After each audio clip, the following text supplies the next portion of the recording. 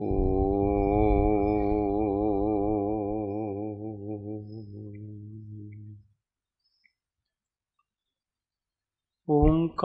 बिन्दुसंयुक्तं नित्यं ध्यायन्ति योगिनः कामदं मोक्षदं चैव ओंकाराय नमो नमः। अविरल शब्दघनोग प्रक्षालित भूतलमलकलंका मुनिभिरूपासित तीर्था सरस्वती हर्तु नो दूरितान्।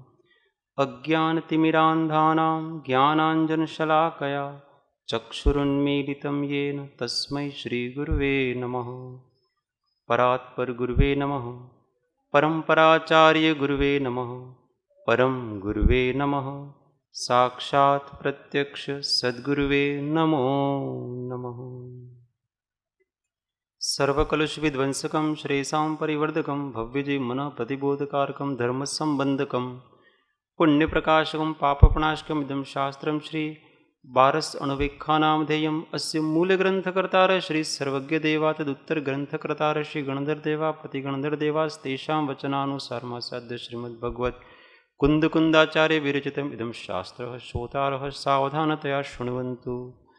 मङ्गलं भगवान् वीरो मङ्गलं गौतमो गणी मङ्गलं कुन्दकुन्दार्यो जैन धर्मोऽस्तु मङ्गलं। सर्वमङ्गल्यमाङ्गल्यं सर्वकल्याणकारकं प्रधानां सर्वधर्माणां जैनं जयतु शासनं जैनं जयतु शासनम्। अनंत अनंत भाव भेद थी भरेली भली अनंत अनंत नाय निक्षेपे व्याख्यानी छे। सकल जगत हित कारिणी हारिणी मोह तारिणी भवाब्धि मोह तारिणी प्रमाणी छे। उपमा आप्यानी जेने तमारा खवीते व्यर्थ आपवाथी निज मति मापाई में मानी छे। अहो राज चंद्र बाळ ख्याल नथी पामताय जिनेश्वर ताणी जाणी तेणे जाणी छे गुरुराज ताणी वा जाणी तेणे जाणी छे। ओ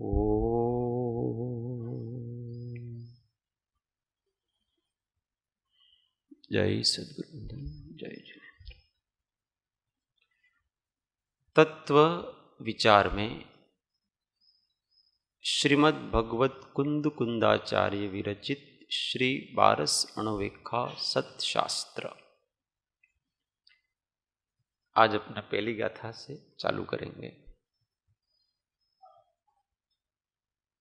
पृष्ठ संख्या 16 श्री वीतरागाय नमः। श्रीमद् कुंदकुंदाचार्य विरचित बारस अणुवीक्षा। संस्कृत में द्वादशानुप्रेक्षा ऐसा कहते हैं। गाथा नंबर पहले अपने आधा आधा जो गाथा है वो बोलेंगे, उसका पद। णमियुण सव सिद्धे णमियुण सव सिद्धे माइक लेना। झाणुत्तम खवीददीह संसारे झाणुत्तम खवीददीह संसारे झाणुत्तम जाणुत्तम खविददीह संसारे जाणुत्तम खविददीह संसारे दस दस दो दो यजिणे दस दस दो दो यजिणे दस दो अणुपेहणम वोच्छे दस दो अणुपेहणम वोच्छे। अब पूरी एक एक लाइन बोलेंगे। णमियुण सव्वसिद्धे जाणुत्तम खविददीह संसारे णमियुण सव्वसिद्धे जाणुत्तम खविददीह संसारे दस दस दो दो यजिणे दस दो अणुपेहणम वोच्छे दस दस दो दो यजिणे दस दो अणुपेहणम वोच्छे। अब सभी साथ में बोलेंगे, है ना। णमियुण सव्वसिद्धे जाणुत्तम खविददीह संसारे दस दस दो दो यजिणे दस दो अणुपेहणम वोच्छे। फिर से मंगलाचरण अपने को याद होना चाहिए, क्योंकि अब इसको हम रोज बोलेंगे। णमियुण सव्वसिद्धे जाणुत्तम खविददीह संसारे दस दस दो दो यजिणे दस दो अणुपेहणम वोच्छे। किसको बोलने आ गया? आप में से कोई बोलेगा? बोलता आवड़ेगा? णमियुण प्राकृत भाषा। फिर से एक बार। णमियुण सव्वसिद्धे जाणुत्तम खविददीह संसारे दस दस दो दो यजिणे दस दो अणुपेहणम वोच्छे। ये मंगलाचरण का प्रतिज्ञा वाक्य है। अब इसी को पद्यानुवाद किया गया है, पहले हिंदी में और फिर उसी का गुजराती में किया गया है। अब हिंदी वाला बोलेंगे पहले। उत्कृष्ट ध्यान बल से भवबंध तोड़ा वे सिद्ध धोक उनको द्वय हाथ जोड़ा 24 तीर्थ कर की कर वंदना में पश्चात कहूँ सुखद द्वादश भावनाएं। फिर से। उत्कृष्ट ध्यान बल से भवबंध तोड़ा वे सिद्ध धोक उनको द्वय हाथ जोड़ा 24 तीर्थ कर की कर वंदना में पश्चात कहूँ सुखद द्वादश भावनाएं। अब इसी को गुजराती में वही कि वही है, अलग से बोलने की जरूरत नहीं है, परंतु फिर भी उसको एक बार बोल लेते हैं।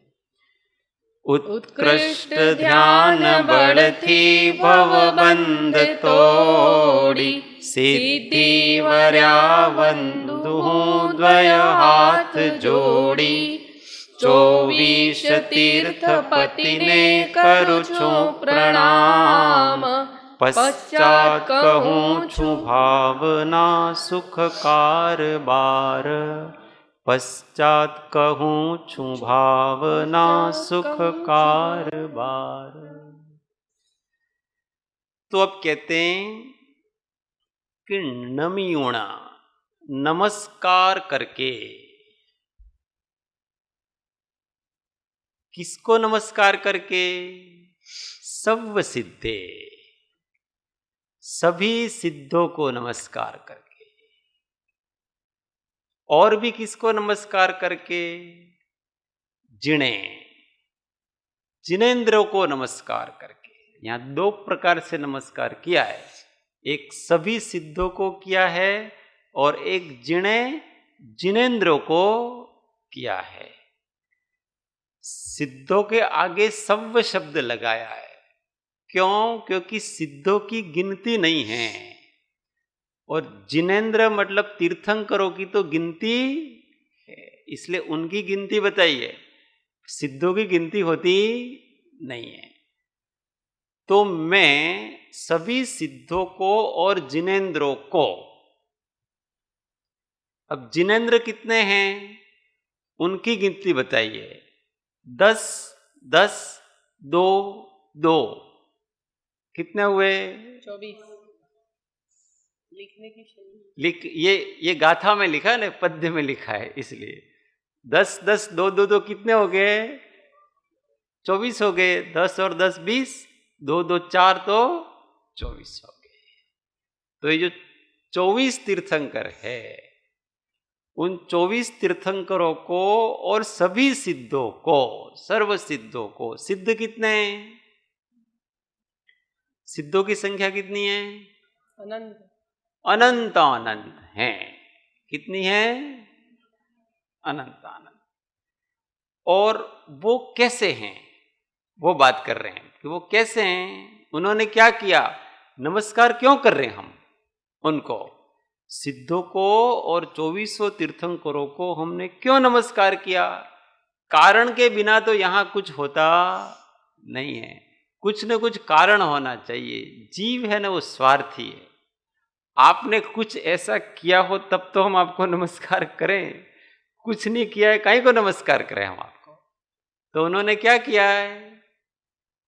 झाणुत्तम खवीद दीह संसारे, उत्तम ध्यान से इस संसार का नाश किया है, क्षय किया है। झाणुत्तम उत्तम ध्यान से, खवीद मतलब क्षय किया है। ईह संसारे, इस संसार का नाश उन्होंने उत्तम ध्यान के द्वारा किया है। ध्यान है वो 4 प्रकार के हैं। कौन कौन से? मुख्य रूप से 2 प्रकार के, एक शुभ ध्यान और एक अशुभ ध्यान। अशुभ ध्यान 2 प्रकार के हैं। कौन कौन से? एक आर्त ध्यान और रौद्र ध्यान। शुभ ध्यान 2 प्रकार के हैं, एक धर्म ध्यान और एक शुक्ल ध्यान। और उसमें से शुक्ल ध्यान, जो शुभ ध्यान है, उस शुभ ध्यान में भी जो उत्तम ध्यान है, उत्तम ध्यान कौन सा है? शुक्ल ध्यान, परम शुक्ल ध्यान, जो क्षपक श्रेणी में और आगे की अवस्थाओं में होता है। शुक्ल ध्यान कौन से गुण स्थान से कौन से गुण स्थान तक होता है? हाँ, शुक्ल ध्यान श्रेणी आरोहण करते हैं। हाँ, तो 8वें गुण स्थान से 14वें गुण स्थान तक शुक्ल ध्यान होता है। धर्म ध्यान कौन से गुण स्थान से कौन से गुण स्थान तक होता है? चौथे गुण स्थान से 7वें गुण स्थान तक धर्म ध्यान होता है, और 8वें से 14वें गुण स्थान तक शुक्ल ध्यान होता है। तो उन्होंने धर्म ध्यान तो पहले मुनि अवस्था में किया, और अब शुक्ल ध्यान तो उस मुनि अवस्था से भी आगे केवली अवस्था प्राप्त करने के लिए परम शुक्ल ध्यान किया उन्होंने। कौन कौन से शुक्ल ध्यान किए, कैसे कैसे किए? तो पहला शुक्ल ध्यान किया। शुक्ल ध्यान भी 4 प्रकार के हैं। किसी को नाम याद है? ये तो पूर्व का जरा थोड़ा। पहला शुक्ल ध्यान कौन सा है? पृथक्त्व वितर्क विचार। पृथक्त्व वितर्क विचार नाम का पहला शुक्ल ध्यान है। ये इस शुक्ल ध्यान से वो मोहनीय कर्म को नष्ट करते हैं।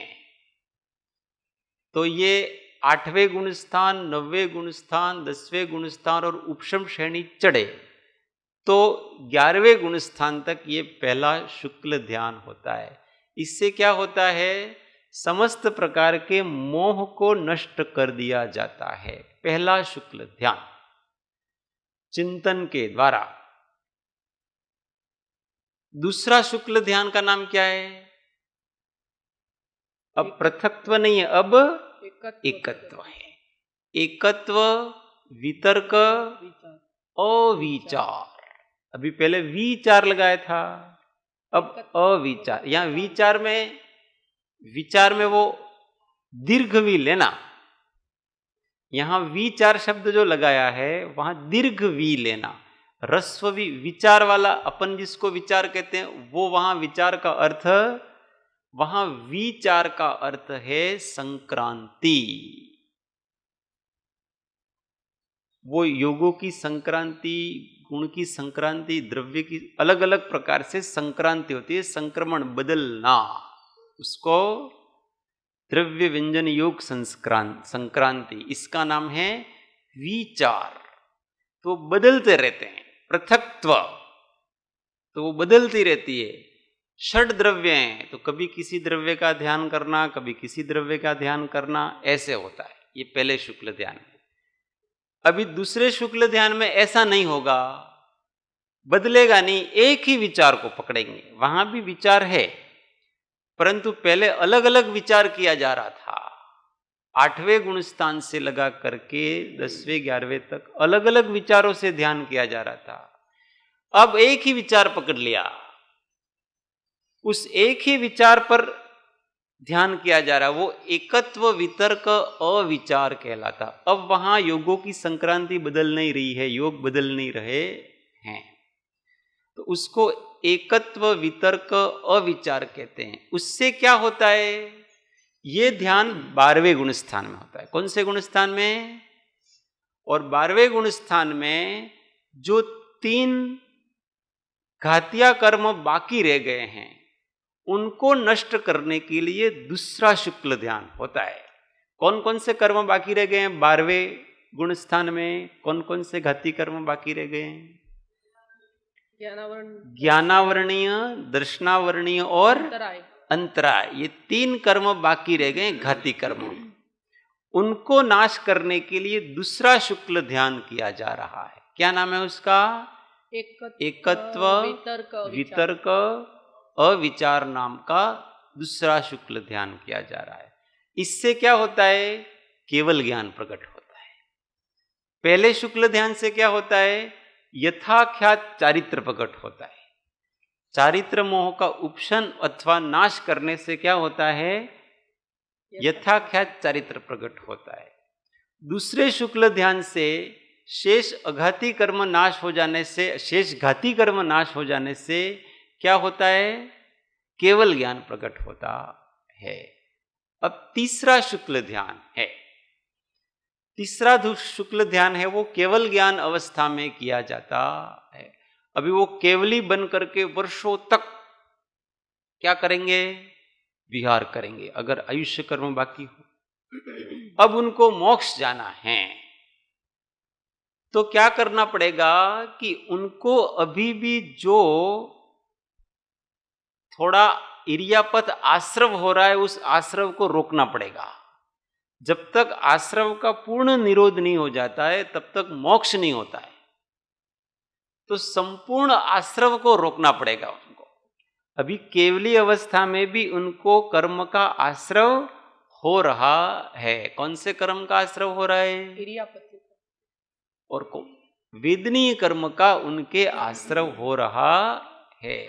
अब जब तक आश्रव है तब तक संसार चलेगा, आश्रव रुकेगा और संवर होगा, तब जाकर के उस ध्यान से निर्जरा करके वो मोक्ष होगा। तो उस आश्रव को रोकने के लिए क्या करना पड़ेगा? ये सब साइंस बता रहे हैं। तीसरा शुक्ल। तो किसी भी प्रकार का आश्रव क्यों होता है पता है? काय वांग मनः कर्म योग स आश्रव। तो काय की, वचन की और मन की क्रिया है वो योग है, और वो योग ही आश्रव है। इसलिए जब तक योग रहेगा तब तक आश्रव रहेगा। इसलिए अब उनको आश्रव से रहित होना है तो क्या करना पड़ेगा? योगों का निरोध करना पड़ेगा संपूर्ण रूप से। केवली के पास कौन कौन से योग हैं? द्रव्य, मनोयोग, वचन योग और काय। हाँ, काय योग है उसके पास, क्योंकि काय की प्रवृत्ति अभी उसके है, वचन की प्रवृत्ति भी उनके है, इसलिए उसका भी स्पंदन है। और द्रव्य मन मनोवर्गणा भी उनके पास है, तो उसकी भी प्रवृत्ति उनकी है। मतलब तीनों योग उनके पास अभी बाकी हैं। तो इन तीनों योगों को योग निरोध करना है, उसको तीनों योगों को रोकना है और चट्टान की तरह शैलेशी अवस्था को उनको प्राप्त करना है। अब योगों का निरोध करने के लिए तीसरा शुक्ल ध्यान किया जाता है।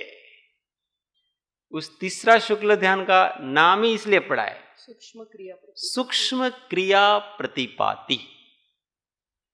जो अभी सूक्ष्म क्रिया योग रह गए ना उनके, उन योगों को क्या करता है, निरोध करने के लिए इस क्रिया को स्थूल योग से सूक्ष्म योग कर देता है, और सूक्ष्म योग करने के बाद संपूर्ण रूप से फिर योग का निरोध कर देता है। तो इस ध्यान के अंत में योगों का निरोध हो जाता है। अब ये नीचे नहीं आएगा। अप्रतिपाती शब्द इसलिए लगाया है कि क्रिया सूक्ष्म हो गई, योग स्थूल योग से सूक्ष्म योग हो गए, और अंत में तो योग निरोध हो जाएगा। और अप्रतिपाती, अब ये जो योगों का निरोध हो गया है, इन योगों की फिर से चंचलता नहीं होगी, और ये जो योग निरोध वाली शैलेशी अवस्था प्राप्त की है, अब वापस वो नीचे नहीं आएगा। तो तीसरा शुक्ल ध्यान 14वें गुण स्थान में जाने के लिए किया जा रहा है, योग निरोध के लिए किया जा रहा है। 13वें गुण स्थान में ही होता है। तो तीसरा शुक्ल ध्यान 13वें गुण स्थान में होता है, पर उसका फल क्या है, योग निरोध। जैसे पहले शुक्ल ध्यान का फल यथाख्यात चारित्र है, दूसरे शुक्ल ध्यान का फल केवल ज्ञान है, ऐसे तीसरे शुक्ल ध्यान का फल क्या है, योग निरोध। योग निरोध। सूक्ष्म क्रिया प्रतिपाती, तो उसकी संधि विच्छेद कर तो सूक्ष्म क्रिया अप्रतिपाती। अप्रतिपात का मतलब, प्रतिपात का मतलब होता है नीचे गिरना, वापस आना। अप्रतिपात का मतलब नीचे नहीं गिरना, वापस नहीं आना। अब वो ऊपर ऊपर ही जाएंगे, अब इससे नीचे वापस आएंगे। अब योगों की चंचलता फिर से नहीं होगी, उसके आगे अब तो अयोगी हो जाएंगे, इसलिए उसको अप्रतिपाती कहा गया है।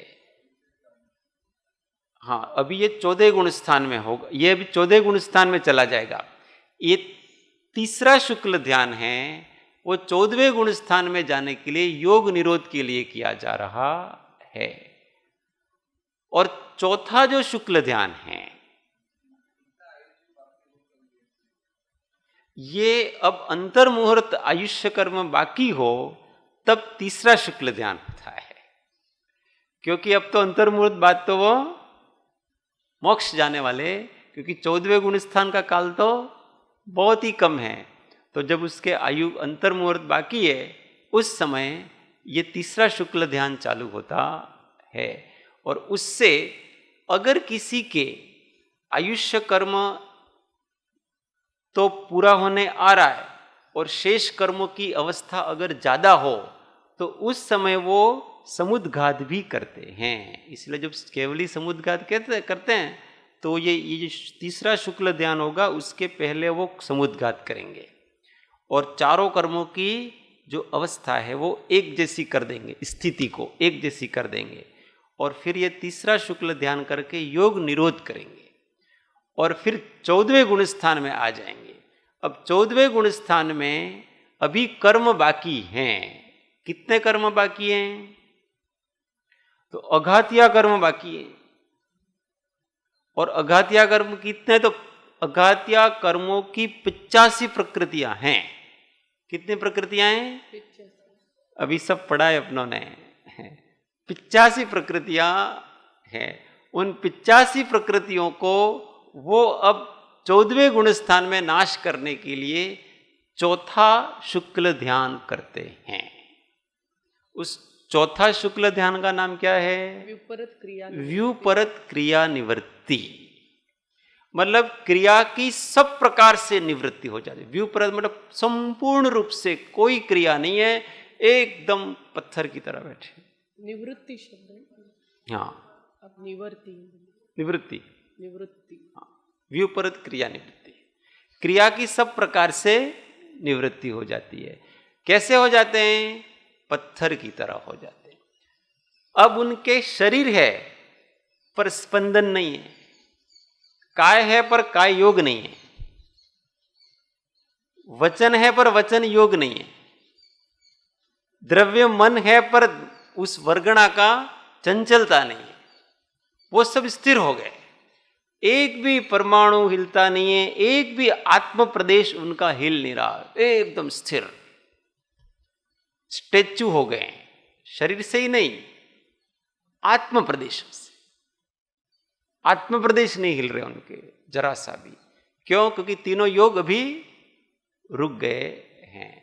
तो इस अवस्था से फिर बाकी के जो अघाती कर्म हैं, वो अघाती कर्म है वो भी नष्ट हो जाते हैं। तो पहला जो 14वें गुण स्थान का उपांत्य समय है, मतलब सेकेंड लास्ट समय, उसमें तो 72 प्रकृतियों का नाश होता है, और उसका अंत समय है, उसमें शेष रही जो 13 प्रकृतियां हैं उसका नाश होता है, और फिर वो सिद्ध अवस्था को प्राप्त करते हैं। ऐसा काम इन्होंने किया है, इसलिए हम इनको नमस्कार करते हैं। तो अभी शुक्ल ध्यान में क्या क्या हुआ देखो। पहला शुक्ल ध्यान में क्या नष्ट हो रहा है, क्या प्राप्त हो रहा है? तो पहले शुक्ल ध्यान में मोह नष्ट हो रहा है और यथा क्या चरित्र प्राप्त, फल ये हो रहा है। दूसरे शुक्ल ध्यान में क्या नष्ट हो रहा है, क्या प्राप्त हो रहा है? शेष 3 घाती कर्म और यथा का चरित्र। तो ज्ञानावरण, दर्शनावरण, अंतराय कर्मों का नाश हो रहा है और केवल ज्ञान की प्राप्ति हो रही है। और चौथे शुक्ल ध्यान में क्या नष्ट हो रहा है, क्या प्राप्त हो रहा है? स्पंदन। तो जो योगों की प्रवृत्तियां हैं वो नष्ट हो रही है और शैलेशी अवस्था प्राप्त हो रही है। और चौथे गुण स्थान में क्या नष्ट हो रहा है और क्या प्राप्त हो रहा है चौथे शुक्ल ध्यान से? तो शेष अघाती कर्म नष्ट हो रहे हैं और मोक्ष की प्राप्ति हो रही है। बस ये शुक्ल ध्यानों के ये काम हैं, इसलिए किया जाते हैं। ये सब कौन कर रहे हैं, किसने किया ये सब?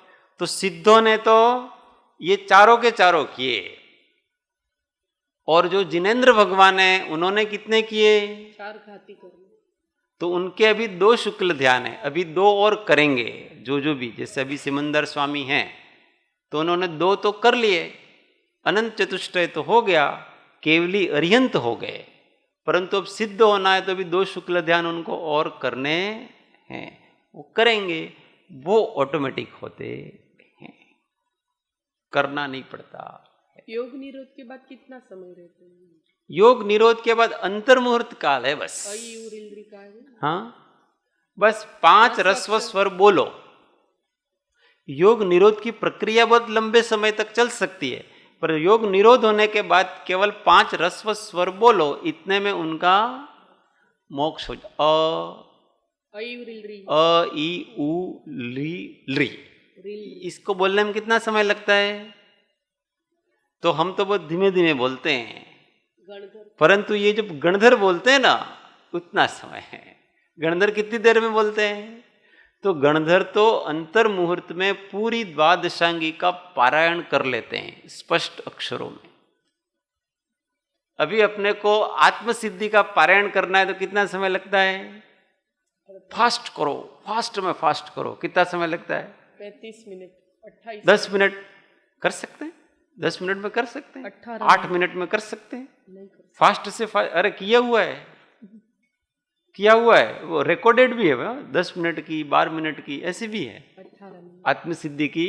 और वहां भी कोई गलती नहीं करी उन्होंने, स्पष्ट उच्चारण के साथ किया हुआ है। तो समझो हमको आत्मसिद्धि करने में कम से कम 10 मिनट लगते हैं। अब द्वादशांगी कितनी है? ऐसी करोड़ों करोड़ों आत्मसिद्धियां आ जाए। कितनी?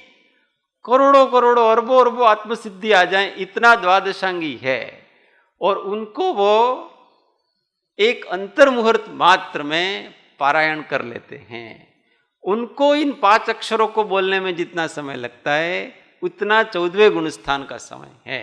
और फिर वो एकदम से उनका मोक्ष हो जाता है। ये सब ऑटोमेटिक होता है। वास्तविकता तो ये है कि सब ऑटोमेटिक होता है। हमको यूं लगता है कि अभी हम साधना कर रहे हैं, वो ऑटोमेटिक नहीं हो रही है, वो भी ऑटोमेटिक ही हो रही है। पर वो हमको अभी समझ में आएगा नहीं। सब कुछ यहाँ बहुत व्यवस्थित ढंग से हो रहा है। तो उन सभी सिद्धों को जिन्होंने उत्तम शुक्ल ध्यान से इस संसार का क्षय किया है, ऐसे सभी सिद्धों को और 24 तीर्थंकरों को मैं क्या करता हूं, नमस्कार करता हूं। और करके क्या करता हूं, अणुपेहणम वोच्छे। अणुपेहणम का मतलब अनुप्रेक्षाओ, वोच्छे मतलब मैं कहता हूं। अनुप्रेक्षाओं को मैं कहता हूं। कितनी अनुप्रेक्षाएं हैं, तो 10 और 2 कितनी हुई, 12। तो मैं 12 अनुप्रेक्षाओं को कहता हूं। ये इसका पूरा अर्थ है। तो पूरा अर्थ कैसे हुआ, अर्थ नीचे देखो।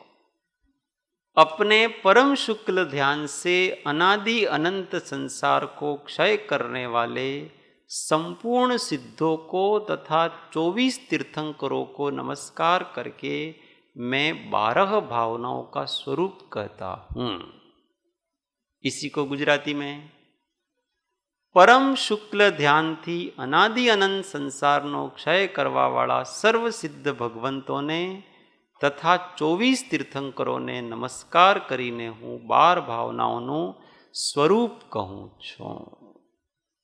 12 भावनाओं का स्वरूप क्या है, वो वास्तव में है क्या, उसमें अपने को क्या चिंतन करना चाहिए, क्या भाव पकड़ना चाहिए, उसको कहते हैं अनुप्रेक्षा। अनुप्रेक्षा में ऐसा नहीं है कि एक ही शब्द बोलना है।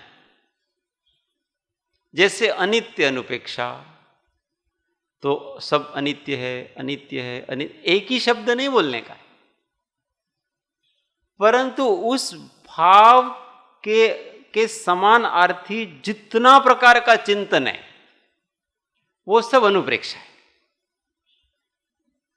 तो इसका विस्तार कितना होगा कि अनित्य भाव जिस जिस वचन में है, अभी ऐसा कहेंगे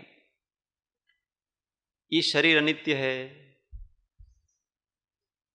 ये श्वासोश्वास अनित्य है, ये वाणी अनित्य है, ये संकल्प विकल्प अनित्य हैं, ये जो बाहर दिख रहा है वो सब अनित्य हैं, ये ग्रह कुटुंब आदि सब अनित्य हैं, सभी संबंध है वो अनित्य हैं। अब इसमें कितना बोले हम, वचन कितने हुए, पर उन सब में निकलता क्या है, अनित्यता। तो जिसमें भी अनित्यता निकलती है, ऐसे भाव का चिंतन भले वो कोई भी करो आप विचार, उसकी स्वतंत्रता है, पर उसमें से निकलना क्या चाहिए, उसका अंत में सार अनित्यता निकलना चाहिए। तो वो अनुप्रेक्षा अपने अपने जो नाम से जिनका अर्थ है वो अशरण। तो हम अशरणता का चिंतन कर सकते हैं जितना चाहो कि भाई कोई अशरण नहीं है, अपने घर वाले भी हमको नहीं बचा सकते, डॉक्टर भी हमको नहीं बचा सकते, दवाई भी हमको नहीं बचा सकती है, कोई गुफा भी अपने को नहीं बचा सकते, देव भी अपने को नहीं बचा सकते, भगवान भी अपने को नहीं बचा सकते, शस्त्र भी अपने को नहीं बचा सकते, वस्त्र भी अपने को नहीं बचा सकते, घर भी अपने को नहीं बचा सकता है, कोई नहीं बचा सकता है। ये क्या हो गए, इसलिए मैं सब तरफ से असहाय, मेरी यहां कोई सहायता कर सकता नहीं है। किसी से भी सहायता मांगू तो वो मेरी सहायता कर सकता नहीं। कर सकते हैं, करते भी हैं लोग, करते कि नहीं करते हैं, सहायता करते हुए देखते हैं, परंतु वास्तविक दृष्टि से देखो तो यहां कोई किसी की सहायता नहीं कर रहा है। अगर हमारा उदय है तो सामने वाले की सहायता करने का मन भी बनता है और सामने वाले की सहायता अपने को फल भी देती है निमित्त रूप से। पर हमारा उदय नहीं है तो सामने वाले की सहायता करने का मन भी नहीं बनता है और उसकी सहायता का कोई फल भी नहीं मिलता। अभी हम बीमार पड़ते हैं भाई, जब तक अपने असहता का उदय है तब तक एक तो क्या है कि दूसरों को ख्याल ही नहीं आएगा। अगर आप सामान्य रूप से ऐसे हंसते खेलते रहते हो तो ख्याल ही नहीं आएगा कि ये भाई बीमार है, और सामने से कहेगा नहीं तो सब लोग फिर ख्याल में आया किसी को, आ तो घना बीमार लागे छे भाई, दिवसे दिवसे दुबड़ा थता जाए छे। तो फिर क्या करेगा, डॉक्टर के पास ले जाओ, दवाई लो, ये लो। अब वो इसके उदय चल रहा है तो वो दवाई कोई काम आएगी। अब वहां इच्छा हुई डॉक्टर की कि भाई मैं, और सबकी इच्छा हुई कि भाई इनको स्वस्थ करे, अच्छा खाना खिलाओ, ये खिलाओ, वो कराओ, गोलियां दो न, च्यवनप्राश दो न, खजूर दो न, ये दो न, वो करो न, सब होता है, सब देते हैं। तो अब जब तक उदय नहीं है इसके साता का तब तक वो कुछ नहीं कर सकता आपका। कितना भी खाना खाओ न, कितना भी रोज पैर दबाए लोग न, कुछ भी करें, प्रार्थना करें भगवान से, महामृत्युंजय का जाप करें, नवकार का जाप करें, सहजात्म स्वरूप का जाप करते करते मालाएं तोड़ दें, परंतु अगर उनके उदय नहीं है तो वो उनके साता हो सकती नहीं है। इसका मतलब कौन बचा सकता है? प्रार्थना भी नहीं बचा सकती, कोई नहीं बचा सकता यहां पर। तो ऐसा जो जो चिंतन है वो सब क्या है? अशरणता है। इस प्रकार से चिंतन करना। हम इन 12 भावनाओं का जो साधक होते हैं वो 24 घंटों में किसी न किसी भावना का चिंतन उसके चलता ही रहता है, बुद्धिपूर्वक अथवा अबुद्धिपूर्वक। जो हमेशा जागृत होकर के जीता है ना, उसके चलता ही रहता। अभी हमारे सामने भोजन आया, आजकल आम की सीजन है, आम अच्छे लगते हैं, रस आया और फिर हमारे सामने आया, थोड़ी देर बहुत अच्छा लगा और फिर क्या होगा पता है? अरे यार, कितनी देर के लिए? रस का आनंद कितनी देर के लिए? थोड़ी देर के लिए आया और फिर चला गया। ये कौन सी भावना की? अनित्य भावना की। ये हमेशा तो रह सकता नहीं है। ऐसे हम जो जो भी इस प्रकार का चिंतन करते हैं वो सब, किसी को ऐसी इच्छा है कि भाई तमें साथे हो तो सारो पड़े हमने, पर फिर कि भाई ये कब तक साथ रहेगा?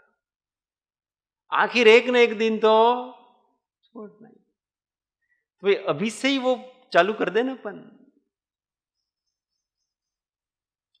जिस दिन संयोग हुआ था उसी दिन से अपन वियोग की भावना चालू कर दी, एक दिन छोड़ेगा अपने को। इसलिए अपने को बाद में तकलीफ ना हो, इसके लिए वैराग्य पहले से ही। रुमिल भाई बराबर है। नई नई शादी होती है तो ऐसा होता है कि हम वर्षों तक साथ रहेंगे, नहीं रहे तो क्या किया जाए? उसका पहले से ही मेंटली रेडी, कुछ भी हो सकता है यहां तो। इसलिए जब तक साथ है तब तक बहुत जागृति पूर्वक प्रेम से साथ निभाओ, पर ये साथ चलता रहे ऐसी भावना कभी नहीं करना। ऐसी करेंगे तो फंसेंगे। अब वो ऐसी भावना की तो क्या किया पता है? हमने निदान कर लिया, पर द्रव्य के संयोग का निदान कर लिया। अब वो छोड़ेगा नहीं आपको, अब अगले वो में फिर से आएगा। अब आपको नहीं चाहिए तो भी आएगा। ऐसे हम ऐसे भाव कर लेते, मोह में आकर के, राग में आकर के। माता होती है अपने बेटों को, जन्म जन्म में तू मेरा ही बेटा होना। वो बेटा भी ऐसा कहता है, तेरे जैसे ही मां मुझे जन्म। तो आपने जन्म जन्म बांध लिए उस एक भाव में। अब आप जन्म जन्म लोगे, जन्म नहीं लोगे तो मां कैसी हुई, बेटा कैसे होगा? भाई ये हम अज्ञान से, अजागृति से ऐसी भावनाएं कर देते हैं और हम कितना बड़ा निदान का आश्रय कर लेते हैं। जब फिर वो ज्ञान प्राप्त होता है ना, उस समय आंखें खुलती हैं, अरे यार हमने तो राग में आकर के जन्म जन्म का साथ हमारा तुम्हारा वो कर तो लिया, पर अब हमको नहीं चाहिए भैया, आप हमको छोड़ो, अब हमको मुक्त होना है, अब कर्म नहीं छोड़ेगा आपको, अब तो आपको जो भी है वो निभाना है। आपको हृदय रड़ावीने लोक राख्या था राजी, आपको रो करके भी, अपने हृदय को दुखी करके भी उन लोगों को राजी रखना है आपको।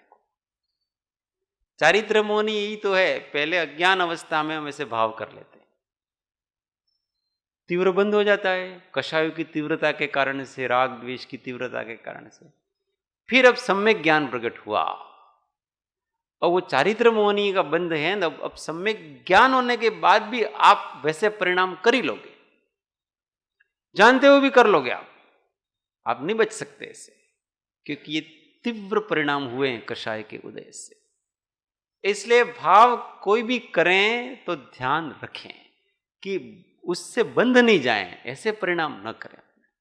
सबके साथ प्रेम से रहें, आनंद से रहें, कोई दिक्कत नहीं है, प्रेम निभाने में कुछ नहीं, पर आगे का नहीं, अभी अभी का जितना है वो ठीक, आगे हमारा तुम्हारा जितना है उतना अभी खाली कर दो, बैंक बैलेंस खाता वो नील बैलेंस किसी प्रकार का।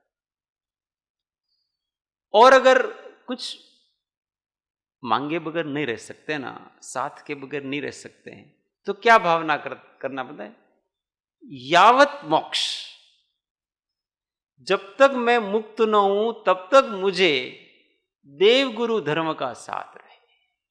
किसका साथ रहे? देव गुरु धर्म। वो भी कब तक? भवो भव नहीं, भवो भव चरणों सेवा नहीं, यावत मोक्ष, जब तक मैं मुक्त नहीं हुई संसार में हूं तब तक मुझे आपका शासन मिले। मुझे भव भव नहीं रहना है, पर अगर रहना पड़ेगा मेरे कर्म के उद्देश्य से, जब तक मैं इस संसार में तब तक मुझे आपका शासन मिले, आपके चरणों की सेवा मिले। नहीं तो उनके निमित्त से भी आप भव भव बांध लोगे ना, तो भी भव भव रखड़ते रहोगे, सिंह शासन मिलेगा, मुक्त होने की भावना नहीं होगी। यहां तो आप किसी से भी राग करो ना तो फंस जाओगे। इसलिए वचन बोलते समय, भावना करते समय बड़ी जागृति रखनी होती। भक्ति की भाषा में हम कह देते हैं, पर इंटेंशन हमारा बिल्कुल क्लियर होना चाहिए। भक्ति की भाषा एक अलग होती है, परंतु विवेक, ज्ञान अलग होता है। इसलिए ज्ञान के बिना भक्ति अंधी होती है। जिस भक्ति में विवेक नहीं होता है वो भक्ति है, वो संसार क्षय का कारण होती नहीं। तो इस प्रकार से चिंतन करना हर एक भाव का, तो वो सब भावनाएं कहलाती। तो एक एक का अपन यहां 2-2, 3-3, 4-4 गाथाओं में किया है, तो वो अपन कल से और आगे पढ़ते रहे।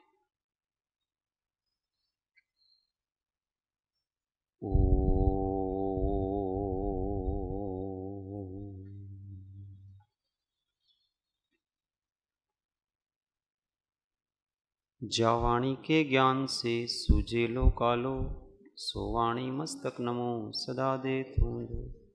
हे जिनवाणी भारती तोहे जपो दिन रेन, जो तेरा शरणा लगे सो पावे सुख चैन। देव भजो अरिहंत को गुरु सेवो निर्ग्रन, दया धर्म पालो सदा यही मोक्ष का पंथ। नौ नमस्कार।